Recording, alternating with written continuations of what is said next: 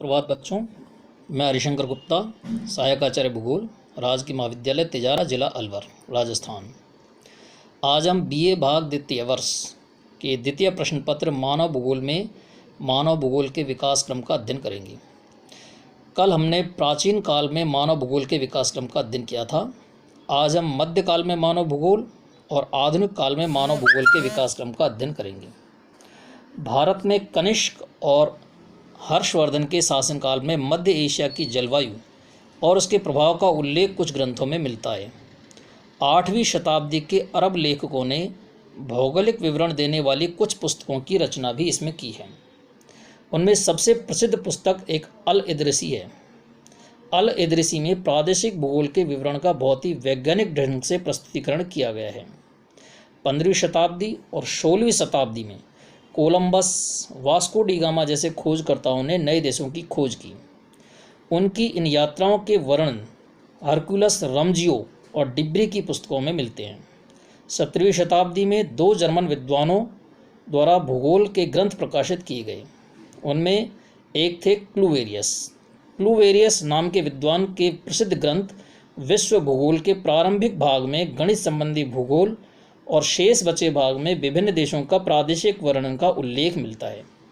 क्लूवेरियस नामक विद्वान ने सामान्य भूगोल की रचना की थी, जिसमें ब्रह्मांड के संबंध में पहली बार नवीन विचारधारा भी प्रस्तुत की गई थी।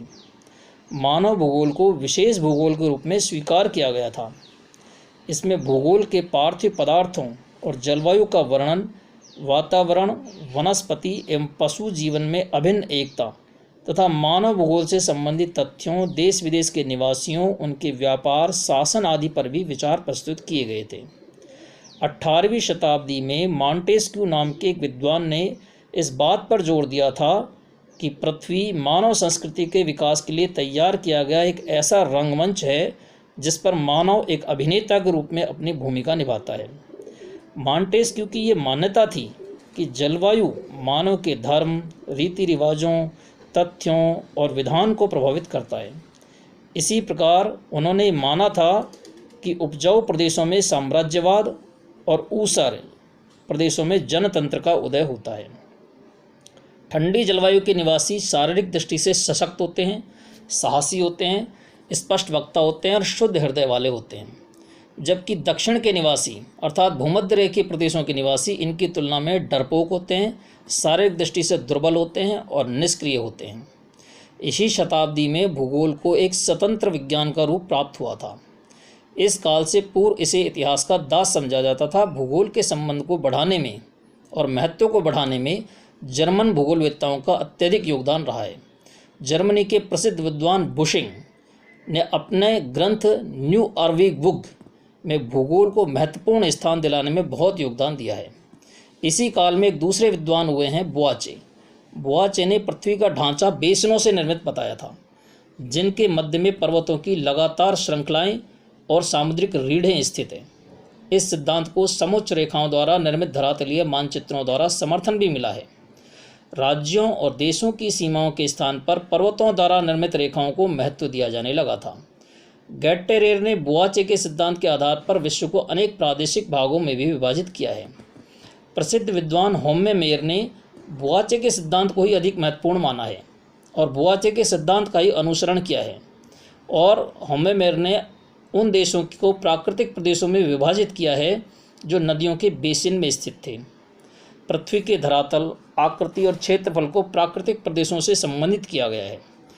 ज्यूने नाम के विद्वान ने पौधों, पशुओं और मनुष्यों की प्रकृति के अध्ययन पर अधिक जोर दिया है, क्योंकि इन तथ्यों पर प्रकृति द्वारा प्रस्तुत सीमाओं को बहुत प्रभाव पड़ता है।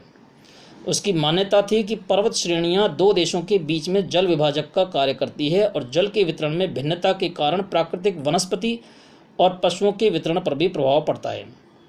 फॉस्टर बंधुओं ने भी अपने अध्ययन और विचारों को पृथ्वी एवं स्थल, थल एवं सागर, वायुमंडल, पृथ्वी के गोले के परिवर्तन, पशु एवं वनस्पति और मानव शीर्षकों से प्रकाशित किया है।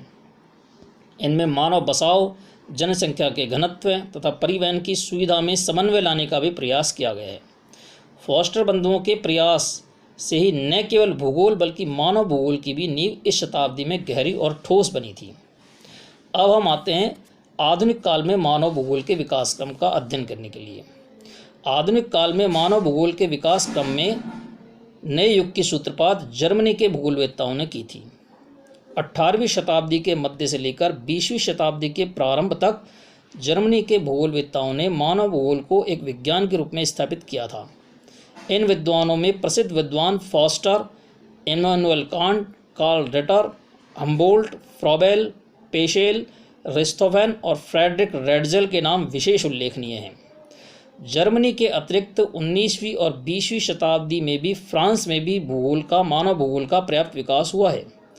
Reclus, Paul Vidal de la Blache, Jean Brunhes, de Martonne, Demangeon, वालो और फैब्रे नाम के विद्वानों ने मानव भूगोल पर अनेक ग्रंथों की रचना भी की है। उत्तरी अमेरिका और ग्रेट ब्रिटेन ने भी मानव भूगोल के विकास में महत्वपूर्ण भूमिका निभाई है। उत्तरी अमेरिका में कुमारी सैम्पल, हंटिंगटन और ईसा बोमेन, कार्लो सावर, ग्रिफिथ टेलर ने मानव भूगोल पर अनेक ग्रंथों की रचना की थी। ग्रेट ब्रिटेन के हर्बर्टसन, मैकिंडर, रॉक्सबी और फ्लूअर आदि विद्वानों ने भी मानव भूगोल के विकास में महत्वपूर्ण भूमिका निभाई है।